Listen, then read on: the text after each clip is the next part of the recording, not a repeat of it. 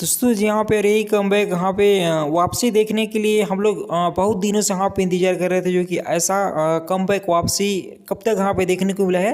हालांकि लेकिन जिस हम लोग यहाँ पे कमबैक वापसी का आने का यहाँ पे इंतजार कर रहे थे कि सॉन्ग के साथ ऐसा कब तक कमबैक वहाँ पे वापसी भोजपुरी में यहाँ पे देखने को मिला है।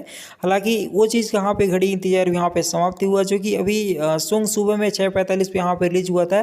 बट लेकिन अभी 6:45 होने से पहले ही सॉन्ग यहाँ पे नंबर 1 पर ट्रेंड भी करने लगा जो कि बहुत ही बड़ी बात है। जो कि तेरी लाल चुनरिया सॉन्ग ने भी ऐसा वहाँ पे कमबैक यहाँ पे नहीं किया था जिस तरह सॉन्ग ये वाला कमबैक यहाँ पे किया है। जो कि भोजपुरी में बिग डेट पर यहाँ पे तहलका भी मचा दिया जो कि बोले तो ऐसे तो फिलहाल अभी फैंस को वहाँ पे पता ही होगा।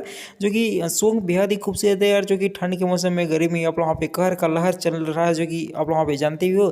जो कि पहले भी सॉन्ग ऐसा आप लोग वहाँ पे देखने को मिलते हैं जो कि सुपर डुपर हिट भी यहाँ पे होते जो कि उसी टाइप का ये भी सॉन्ग है।